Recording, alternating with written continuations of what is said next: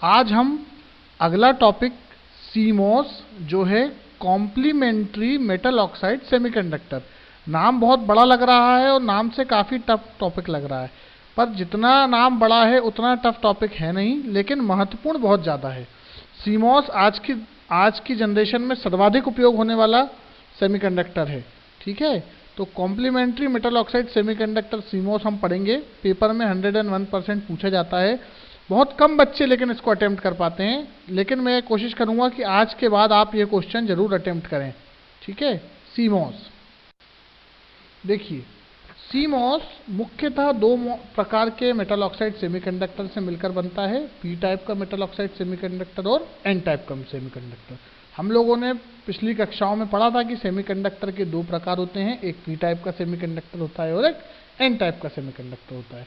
तो सीमोस कुल मिलाकर पी टाइप और एन टाइप के सेमीकंडक्टर से मिलकर बनता है। इसको सीमोस इन्वर्टर भी कहते हैं। इतना ही याद रखना है, ज़्यादा हायर क्लासेस में जरूरत पड़ती है। यह चिप डिज़ाइन में सबसे महत्वपूर्ण तकनीक है। आजकल इसका उपयोग इंटीग्रेटेड सर्किट में बहुत ज़्यादा हो रहा है, क्योंकि इसमें पावर बहुत कम लगती है, बिजली बहुत कम लगती है। आप तो ये कह सकते हो कि ना के बराबर लगती ही नहीं है। अब बिजली कम लगेगी तो क्या होगा, पावर कम जनरेट होगी, पावर कम जनरेट होगी तो वोल्टेज कम होगा। तो ये सारे इंटीग्रेटेड सर्किट जो आपके मोबाइल हैं, फ़ोन हैं, ये सब कम पावर पे चलते हैं ना, इसीलिए सीमोस का उपयोग इनमें किया जाता है। फिर आगे क्या लिख रखा है, इस तकनीक में पी टाइप का सेमीकंडक्टर और एन टाइप का सेमीकंडक्टर का उपयोग होता ही होगा, दोनों से मिलकर तो बना है। फिर लास्ट लाइन क्या लिखी है, यह माइक्रो प्रोसेसर, रेम, रोम एवं ईपी रोम में उपयोग किया जाता है। इन सब चीज़ों में तो उपयोग होता ही है, सेंसर्स में भी होता है। तो ये सीमोस बहुत ही महत्वपूर्ण है, याद ध्यान से देख लीजिए। बहुत सिंपल है, 10 नंबर का क्वेश्चन पेपर में आता है। कुछ नहीं है, कॉम्प्लीमेंट्री मेटल ऑक्साइड सेमीकंडक्टर है, पी टाइप और एन टाइप के सेमीकंडक्टर से मिलकर बना हुआ होता है। इसका उपयोग आईसी में किया जाता है। क्यों किया जाता है? क्योंकि इसमें बहुत कम पावर लगती है, बहुत कम बिजली लगती है। ठीक है, अब आगे देखिए, पीमोस देखना है हमको। सीमोस और एनमोस, सीमोस बनाने के लिए पीमोस और एनमोस की जरूरत है ना, तो पीमोस कैसा होता है? पीमोस का फुल फॉर्म क्या होता है? P type metal oxide semiconductor. ये इसका डायग्राम बना हुआ है, पेपर में डायग्राम जरूर याद रखिएगा, कंफ्यूज मत होइएगा। डायग्राम काफ़ी आसान है, आप 2-3 बार बनाएंगे याद हो जाएगा। सबसे ऊपर लिख रखा है डी जो होता है ड्रेन, फिर बीच में जी जो होता है गेट, और आखिरी में एस जो होता है सोर्स। ध्यान से देख लीजिएगा पीमोस का डायग्राम। पीमोस और एनमोस का डायग्राम लगभग सेम है, बस ये है कि पीमोस के डायग्राम में गेट टर्मिनल जहाँ से इनपुट मिल रहा है वहाँ एक गोला बना हुआ है, लेकिन एनमोस में वह गोला नहीं है। आगे आप देखेंगे तो समझ में आएगा। अब ये देखिए NMOS, N type metal oxide semiconductor, इसमें गेट में जो इनपुट मिल रहा है वहाँ गोला नहीं है। ठीक है, बस इतना ही अंतर है कि गेट से जो इनपुट मिल रहा है एनमोस वाले में वहाँ गोला नहीं है और पीमोस वाले में वहाँ गोला है। याद रखने की एक टेक्निक है, मैं तो ऐसे ही याद रखता हूँ, आप लोगों को शायद हो जाए। पी बनाते समय हमको पी में ऊपर गोला बनाना पड़ता है ना, पी के लिए जब हम इंग्लिश में पी लिखते हैं तो पी के ऊपर गोला बनाना पड़ता है। तो इसमें जो पी है उसके ऊपर गोला बनाना है, इसलिए पीमोस वाले में गोला वाला है, एनमोस वाले में गोला वाला नहीं है। ऐसे याद रख लीजिए। इसमें भी सोर्स है, इसमें भी ड्रेन है, इसमें भी गेट है। अब आगे देखिए, अब इन दोनों को जोड़ दिया। कैसे जोड़ दिया कि जो पीमोस था उसको ऊपर रखा, एनमोस को नीचे रखा। ठीक है, और दोनों को आपस में जोड़ दिया। कैसे जोड़ा?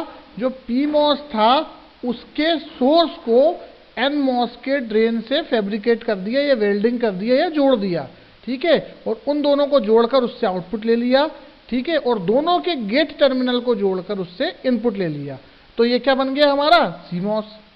कुछ नहीं किया है, पीमोस को ऊपर रखा, एनमोस को नीचे रखा, दोनों को आपस में जोड़ दिया, दोनों के गेट टर्मिनल को आपस में जोड़ दिया, दोनों के सोर्स टर्मिनल को नहीं, पीमोस के सोर्स को और एनमोस के ड्रेन को आपस में जोड़ दिया। ठीक है, तो इससे क्या बन गया? सीमोस बन गया। इसीलिए जो आपका एनमोस है उसमें जो लास्ट में है वह VSS लिख रखा है, क्योंकि वह एनमोस का सोर्स टर्मिनल है, वहीं से आपके सिग्नल ग्राउंड होंगे। और पीमोस में सबसे ऊपर VDD लिख रखा है, वो क्या है आपका? D for drain, drain voltage जहां से आप सप्लाई दोगे। हम जानते हैं किसी भी सर्किट में एक सप्लाई होती है और एक ग्राउंड होता है, तो सप्लाई कहां से मिल रही है? VDD से। ग्राउंड क्या हो रहा है? VSS। ठीक है, सप्लाई कहां से? VDD से। ग्राउंड क्या हो रहा है? VSS। A इनपुट है और आउटपुट Y है, और Y नहीं लिखा है पर आउटपुट Y है। ऊपर गोला लगा हुआ है, मतलब कौन सा वाला मॉस है? PMOS। नीचे वाले में गोला नहीं लगा हुआ है, मतलब कौन सा वाला है? NMOS। PMOS को ऊपर रखना है, NMOS को नीचे रखना है। PMOS और NMOS को आपस में ऐसे जोड़ना है कि दोनों के गेट आपस में जुड़ जाएं और PMOS का सोर्स NMOS के ड्रेन से आपस में जुड़ जाए। ठीक है, तो ये आपका बन गया CMOS इन्वर्टर। ये डायग्राम आपको केवल याद रखना है, याद रखने के ही 10 नंबर है, समझ लो। और जो मैं थ्योरी बता रहा हूँ इसी थ्योरी लिखनी है। ठीक है, अब आगे देखिए विशेषता है जो मैंने बताया था। CMOS ट्रांजिस्टर में बहुत कम इलेक्ट्रिकल पावर का उपयोग होता है, इसीलिए इसका उपयोग आधुनिक उपकरण में किया जाता है। इसमें बहुत ही कम इलेक्ट्रिकल करंट होता है, इसकी वजह से इसमें ऊष्मा जनरेट नहीं होती, हीट जनरेट नहीं होती। अब जब हीट जनरेट नहीं होगी तो आउटपुट वोल्टेज भी कम होगा, आउटपुट वोल्टेज कम होगा, इसीलिए तो ये सर्वाधिक उपयोगी डिवाइस है। हम चाहते हैं ना बिजली कम से कम बचे, बिजली कम से कम बचे, साथ साथ हमारी डिवाइस गर्म भी ना हो, इसीलिए इसका उपयोग किया जाता है।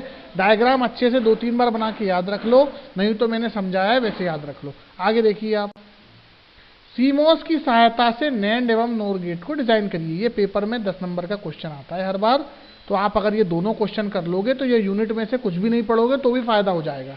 ठीक है, तो ये मैं अगले PPT में आपको बताऊंगा CMOS की सहायता से NAND एवं NOR गेट को डिजाइन करना। ठीक है, थैंक यू।